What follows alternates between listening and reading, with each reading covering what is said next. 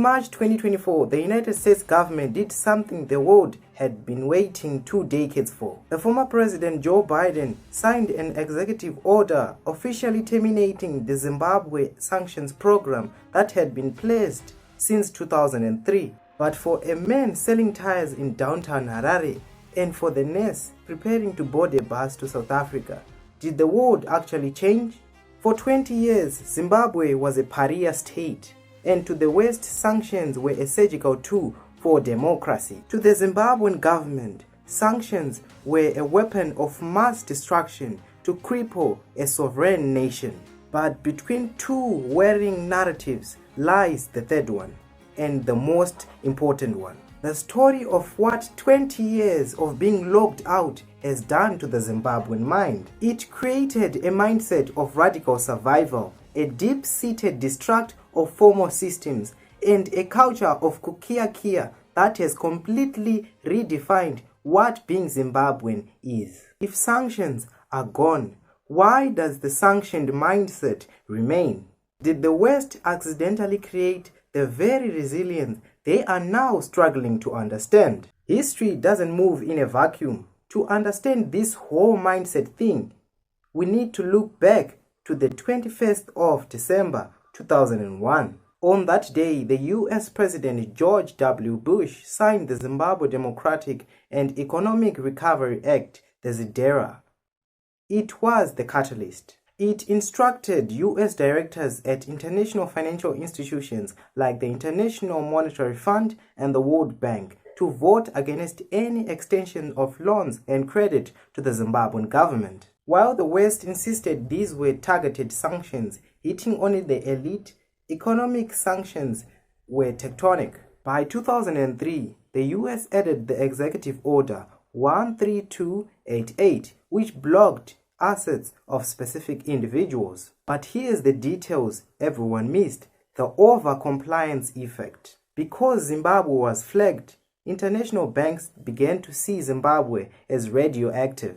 By 2005, legendary Zimbabwean economist Tony Hawkins noted that the country's risk had skyrocketed. The Zimbabwean person in the streets began to feel the world shrinking.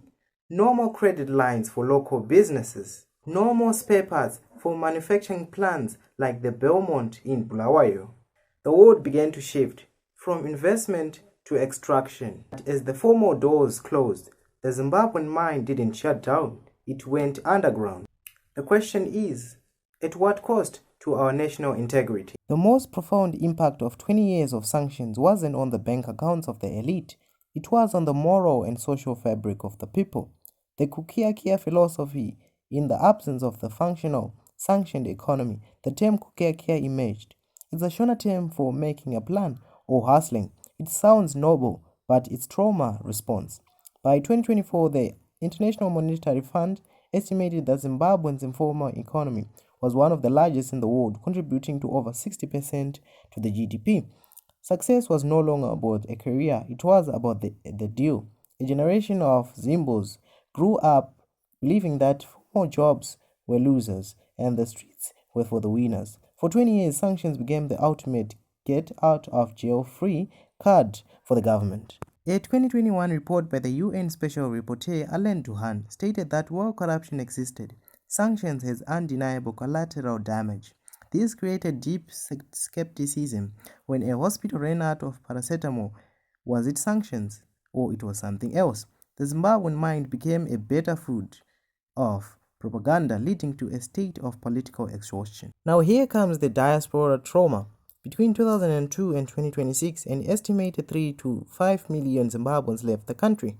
Think of James, an engineer who graduated from the UZ in 2008.